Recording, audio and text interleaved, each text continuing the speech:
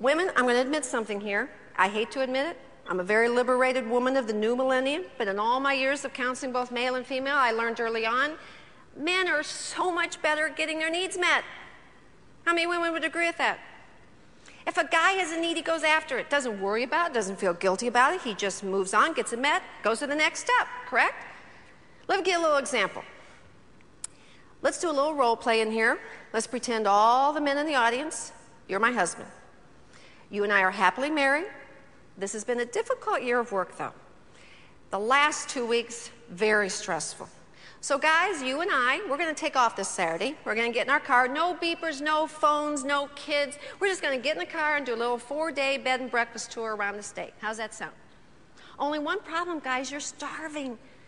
You are so hungry. We had no food in the refrigerator. We can't find a restaurant open. You are so hungry now that you can't stand it.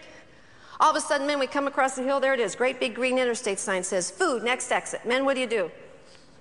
Get off. Do you ask permission? Look at him. No. Guy has a need. It's called hunger. As an answer, it's called food. He goes in, gets himself a sandwich, cup of coffee. He's headed back down the highway, less than 9 minutes.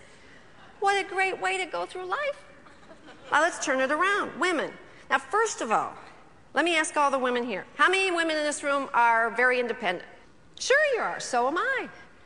Women, we have come so far professionally.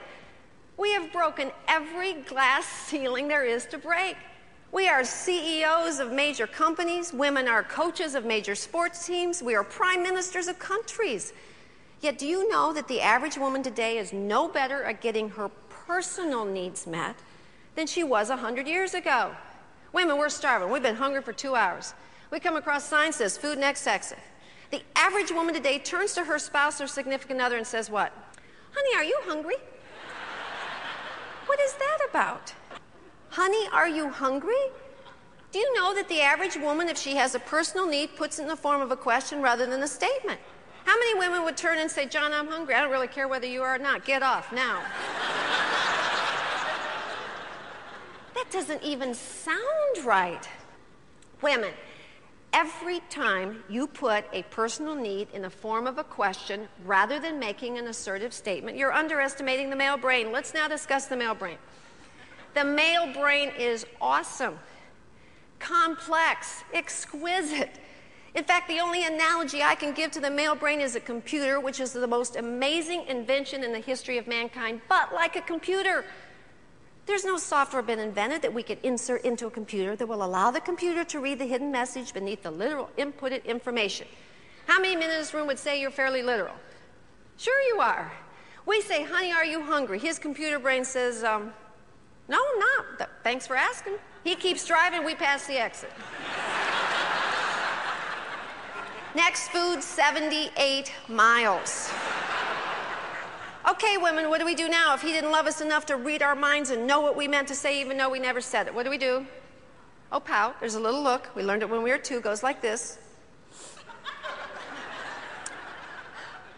And we're going to teach him a little lesson, aren't we? We're going to give him the silent treatment. Are there any men in here that have ever once or twice received the silent treatment? Women, that's your biggest mistake. Haven't you figured out it takes the average man 1 hour to realize you're not speaking?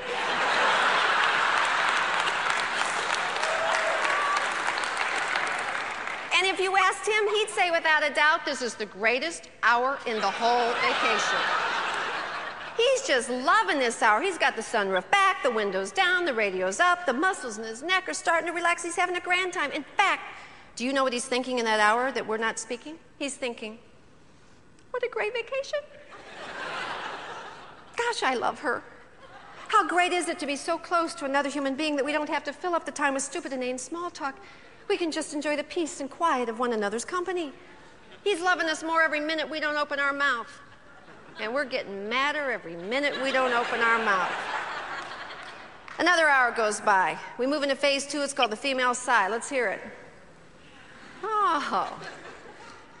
He doesn't respond. He doesn't answer. Another hour goes by. Now women, we're ticked. We kick, hit, drop something, smash something. Men, you have no choice now but to ask us, what's wrong? Do you want to know?